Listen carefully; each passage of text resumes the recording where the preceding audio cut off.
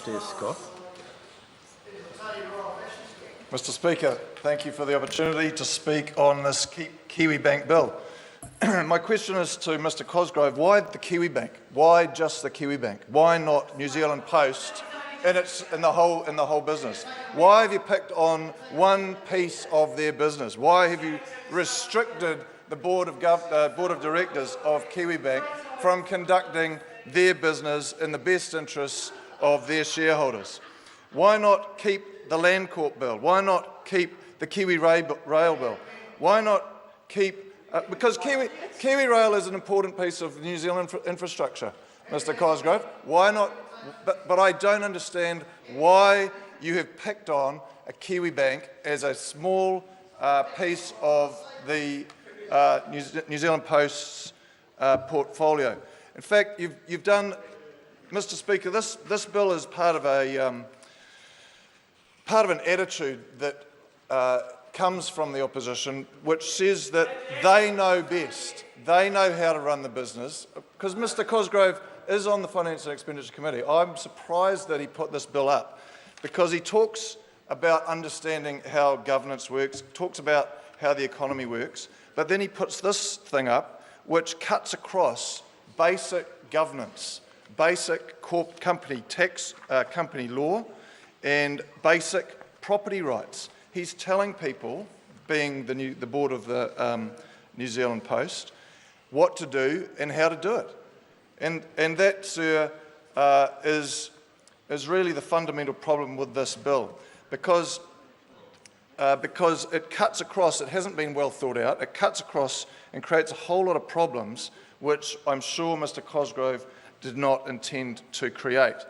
Mr Bailey gave the example of New Zealand Post possibly needing some cash to support perhaps Kiwibank, perhaps support the New Zealand Postal Delivery Service. What is the directors supposed to do? Are they able to go and raise funds from offshore? Would that be allowed to take on some offshore shareholders? Mr Speaker, this bill also sniffs of xenophobia, because this also talks about the importance of having to have a bank owned by the government. It's not necessary. Because you don't want, because, Mr Speaker, Mr Cosgrove doesn't want anyone else to own Kiwibank other than New Zealand Post. I mean, that's a ridiculous situation to be in. There are lots of building societies out there who are, if you want to bank with a 100% owned local building society, bank, what have you, you're able to do that. But there is no reason to restrict the directors of New Zealand Post from conducting their business. The nanny state attitude coming from the Labour Party is alive and well. The government superannuation fund is also something that Mr Cosgrove has wanted to speak on, has wanted to interfere with and control and to influence. Mr Speaker, as soon as we get politicians involved in businesses, that begins a slippery slope of conflicts of interests.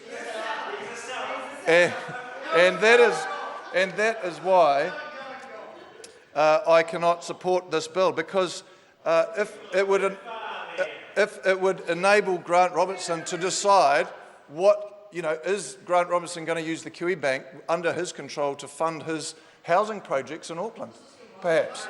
I mean, this is the beginning of the end of a slippery slope of political interference in what should be independently run state-owned enterprises, and that is why I do not support this bill.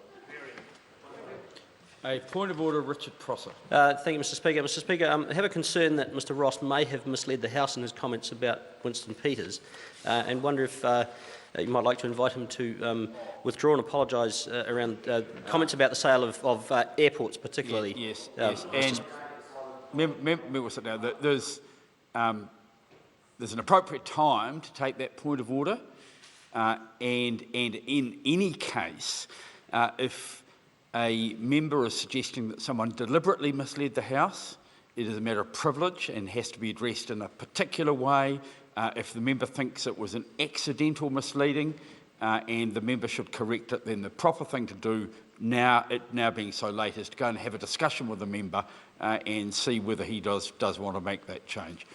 Clayton Cosgrove in reply. Speaker, I thank members for their contribution tonight. I've got to say